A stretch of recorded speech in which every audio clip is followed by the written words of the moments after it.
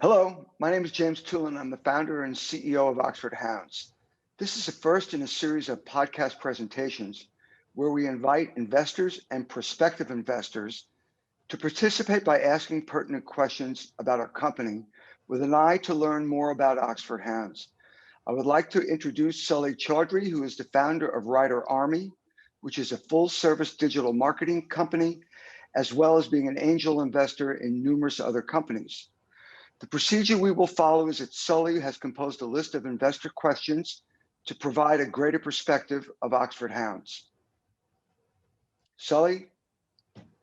All right, Jim. Well, thank you for having me on this. And I was very excited to learn about Oxford Hounds from the first moment. And, I invested because of knowing you and knowing your track record, but there's a lot more to learn. So let's get started.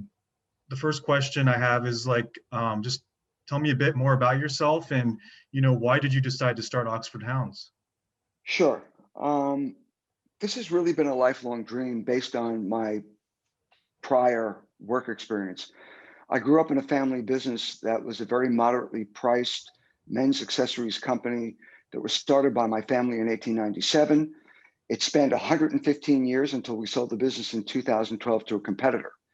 And as mentioned, we were a moderate price company, and having traveled all over the world my entire life, always had aspirations of developing something far more luxurious and superior where I could really put my creative talents to work. So I saw an opportunity over the years, long before brick and mortar decided to fold up its tent, that there was a way to reach the customer in a much more personal and direct manner and provide them with significantly better product, crafted out of much better materials and workmanship than what was out there. So I spent about the last 3 to 4 years putting pen to paper, devising a strategy as to how to approach this. And here we are with the inception of Oxford Hounds.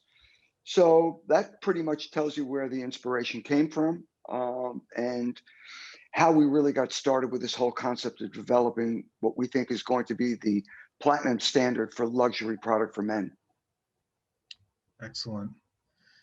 And absolutely, that makes perfect sense on the approach and the model. So my next question, I think I wanted to learn a bit more about, what makes you think that your plan would succeed here? And what type of return do you think the investors could expect from this? Well, firstly, in these days, everyone thinks that every business plan is motivated by COVID. That is totally untrue, because based on my 35 years plus of doing this and living in this space, I saw the demise of brick and mortar 25 years ago. It was very obvious.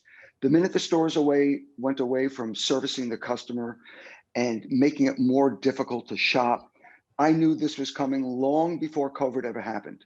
All COVID did was accelerate the process. So we also, being a licensee of many of the most notable world-class brands, decided I would never put myself in a position where I entrusted my brand image to anyone. I want the ability to control my own brand. So that was truly the motivation for the way that we modeled this company. And I think that from an investor's perspective, number one, we offer superior product at well below retail MSRPs because there's no middleman. So we can afford to pass a significant amount of the savings along to the customer and provide significantly better product. That's a major deal in this equation, because if you look at the competitive landscape, you'll see that most of our competitors are manufacturing their product in, shall we say, less expensive locations, using less expensive materials, where we can afford to have everything made in Italy with all Italian materials and still be 25% below the competition. So that's a major plus. And based on that, we think that that model will return a significant amount on an investor's investment, because I think that the marketplace is going to go crazy for our product and our business is going to skyrocket because nobody's doing this. All our competitors are tied to brick and mortar. Absolutely. That's perfectly sensible. And, there's a lot of competition out there, And so what's the stat? 70% of startups fail. So, why do you think most startups fail, and why do you think you'll be successful?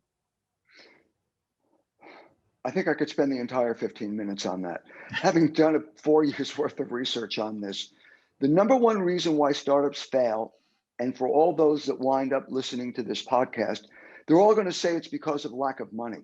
That is totally untrue. The number one reason why startups fail is because of the team, lack of team chemistry, lack of the team having the experience to know how to deal with the landmines, and more so how to navigate them.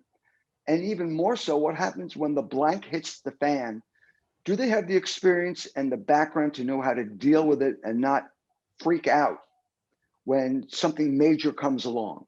So that is the major reason why most startups fail. And if you look, many investors will look to a startup that has revenue or has traction in the market, which is terribly misleading. Because if you look at the statistics and look at the percentage of startups that fail in year 1, year 3, year 5, and year 10, it's massive. So a bit of proof of concept and traction can mean something, but it is not the ultimate criteria for making a decision. So we think that based on our team with 50 plus years of living in this space and having this business in our DNA, and being the fact that we're all motivated by the same aspirations of achieving a goal, not for the money, but to be able to bring something to life that you've dreamt about all your life, we are properly motivated by all the right things that make founders successful. And we know that to be the case, and we're confident that we can put that to work because we're all on the same page. So that number one reason why businesses fail is our number one reason why we're going to be successful. And that's a fact. Absolutely. Proper motivation, the team's experience, all that matters, I think personally as well, more than anything, and Oxford Hounds has it. So absolutely. And so that's why I invested. So a lot of investors also think that, you need to solve a problem to build a successful company. Do you think that's true? Do you agree with that frame of thinking, that way of thinking? Every time I read it, I have to laugh because it makes me crazy. I think that is the most ridiculous statement that I have ever heard in my life. So let's take Uber and put it aside for a second and say that they really did solve a problem. And being a New Yorker, trying to get a taxi when it rains, it would have been cool when I was living in New York if there was such a thing as Uber. There wasn't. But let's talk about all those companies that have become massively successful that solved nothing.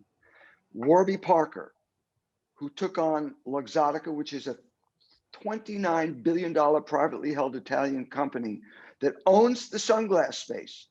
So how did Warby Parker become a unicorn in 5 years in a space that was dominated by a monster?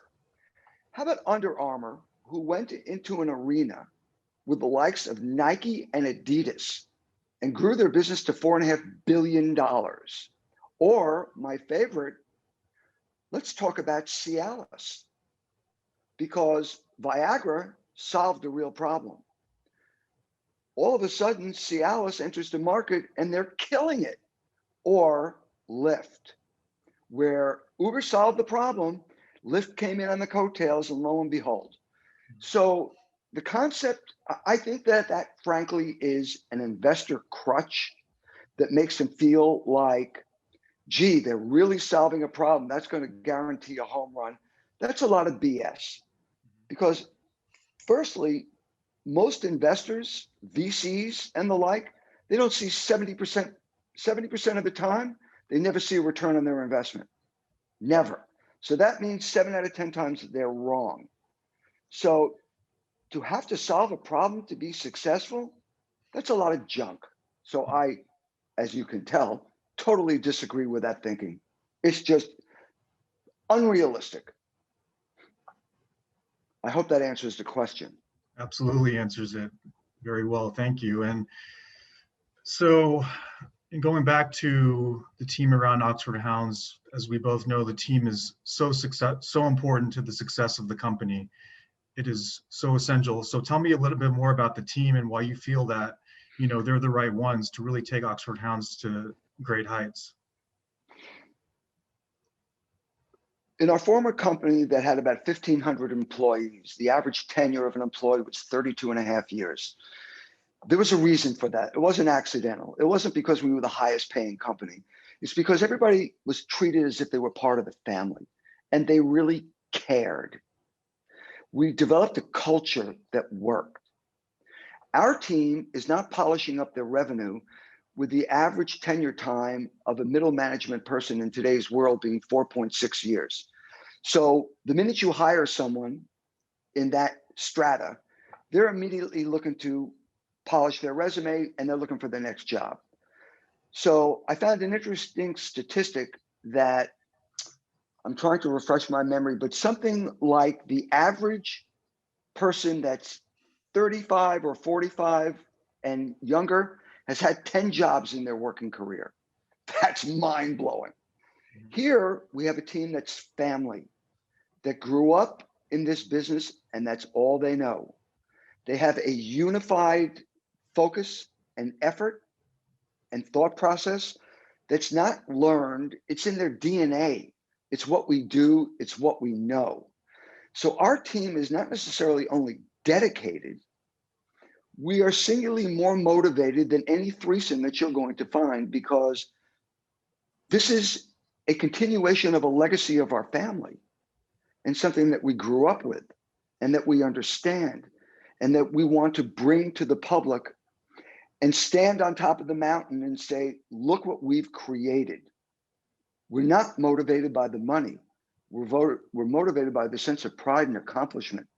And that's the reason why we're going to be hugely successful, because everybody's on the same page and there's no concern that they never will be. And that's a fact. So that's the key to all of this. And all those investors, potential investors that are listening, heed my words. Don't climb all over the business model that sounds like it's a great idea. There's plenty of Harvard MBAs out there driving taxis because they didn't know how to monetize or put into work their dream or their vision. We come from a very different perspective. We understand how it works. Very well said. And I'm familiar now with the Tulin family and legacy, and absolutely it makes sense from an investment standpoint to work with the team that truly knows and truly cares, truly knows the business. So we have time for maybe one or two more questions. So this one, I just want to better understand the product, and why do you feel, in such a huge market that you can really make a splash and make a difference and attract customers? That's an interesting question. The vertical that we're in globally is $750 billion. There are thousands of people that make shirts, belts, wallets. The one thing that I learned many years ago is the real key ingredient, other than the team successfully running the business, is it's always about the product. It's like opening a new restaurant in some faraway hidden locale. If the food's great, the word's going to spread and they're going to be packed. It's the same thing with what we do. If our product is really well received by the consumer and they love it, they will come running. So I know that the fact that the market is so huge offers an opportunity for someone like us to poke our nose into this massive vertical and capture market share, because what we create is unlike anything that's out there. There's nobody that's offering the type of product that we are. And the best part of the equation is that we're not product developers, we're expert merchants. We understand what the competitive landscape is and what the customer likes. I could read you a laundry list of the do's and don'ts of what type of buckles work, what types of fabrics don't sell, what colors are well received by men, what colors aren't. We're merchants. We know how to put product together that the customer loves. So we're highly confident that not only with our product development strategy, but with our marketing strategy of how to reach the consumer, that we've built a strategy that will really position us well to capture meaningful market share in a huge market. So I think that's a really great thing. That's a great question, because you could flip it and say, well, Jim, you've got so many people out there. What makes you think you can be different? Mm-hmm. For the same reason why Allbirds developed great looking sneakers against Nike. If I were to pitch you and told you I was coming out with sneakers, you would look at me and say, are you out of your mind? You're going to take on Nike and Adidas? Are you Mm-hmm. crazy? Mm-hmm. How are they doing? They have a market cap of well over $1 billion. I'm not even sure what it is, but I know they're huge. Mm-hmm. They're a sneaker company. Think about it. They took on Nike and Adidas. Incredible. So that proves my point. Sure. And a lot of what you said just resonates with me. I think the right product, the right plan, the right execution, the right efficiency, the right positioning, all of that can really make a huge splash in established markets. So we're actually out of time, but thank you for explaining a lot more about Oxford Hounds and the opportunity. I'm excited as an investor to see what comes out of this, and really appreciate you having me on here. So. Well, I enjoy answering the questions because this is my life. This is what I do. This is what I know. And at the end of this presentation, you will find contact information where you can reach out to me, ask me any questions you like. I'd be happy to answer them, whether it's about me personally, my background, the company. You will get a response, that I can assure you. So we will continue these podcasts because it's great for me, and hopefully it will help those that are listening that are considering investing.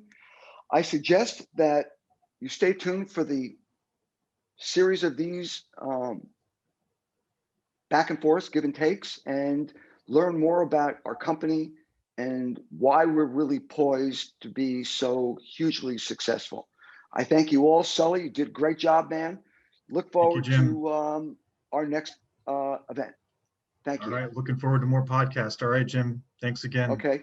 Thank you.